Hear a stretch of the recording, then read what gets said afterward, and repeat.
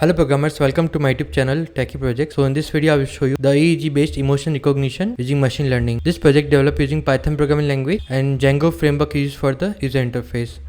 We develop a particular website in that you can recognize so whenever run the python space manage.py space run server file, then it will create one URL. So you have to copy that particular URL and paste in any browser. Then it will open the web page.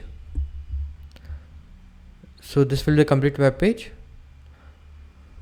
Like there's three sections: home, how we work, and about us.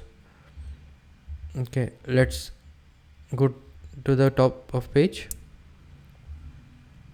And this is the state detection page. These are the inputs. And when you click on the submit button, then it will show the ECG history page. Okay, let's enter one by one input. Like input from TP9, input from TP10, input from AF8, input from AF7, input from Right Aux, and then click on the submit button. So it will show the value like neutral. Let's change the value.